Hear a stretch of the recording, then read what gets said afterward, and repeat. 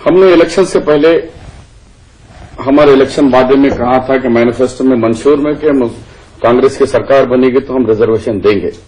और हमने जिस तरीके से मुसलमानों को वादा किया और मुसलमानों ने हम पे भरोसा किया और सरकार आई, सरकार के सिर्फ 56 दिन में हमने मुसलमानों को रिजर्वेशन 5% दिया 2004 में।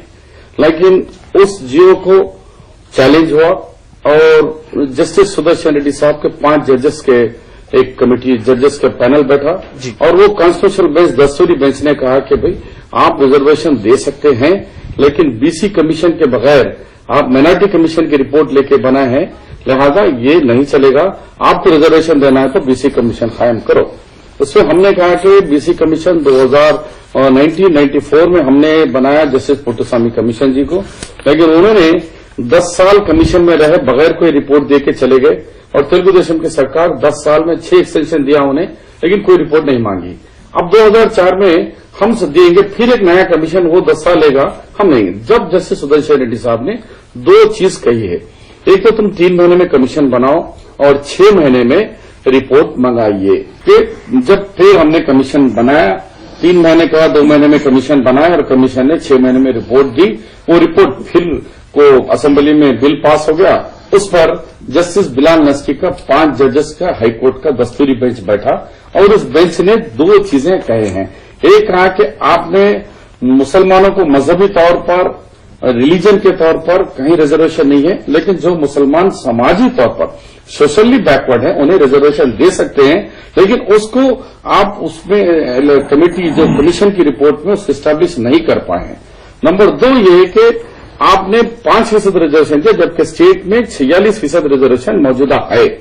5 देने से 51% हो गया।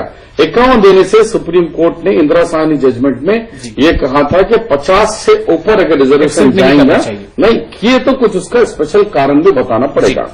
आपका जो कारण बताए हैं उससे भी हम मुतमईन नहीं हैं, लिहाजा आपको फिर से सर्वे और जो मुसलमानों में सोशली बैकवर्ड मुस्लिम को आप स्टैब्लिश नहीं करता, इसलिए आपके इस बिल को, इस एक्ट को हम कलअदम करार दे रहे हैं। फिर हमने सुप्रीम कोर्ट गया, सुप्रीम कोर्ट स्टे देने से इनकार करते हुए कहा कि जो रिजर्वेशन हो चुका है उसको कंटिन्यू रखिए, बाकी का रिजर्वेशन नहीं मिल सकेगा जब तक कि आपका फुल बेंच में केस की सुनवाई ना हो। इस बीच में गवर्नमेंट ऑफ आंध्र प्रदेश ने एक senior retired IAS officer mister Krishnan को अपॉइंट किए।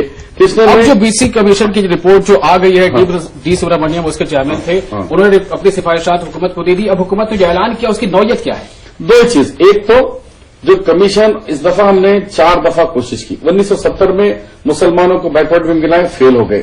फिर 1982 में जी, अब आप पास में, अब आप बताएं अभी क्या हुआ है? अब 2 चीज हो गई, एक तो सोशली बैकवर्ड मुसलमान, समाजी तौर पर जो पिछड़े मुसलमान हैं, उनके 15 लोगों की लिस्ट हमने तैयार की है, जिसमें उनका एक 200-300 साल तारीख है, ये समाज में पिछड़े हैं।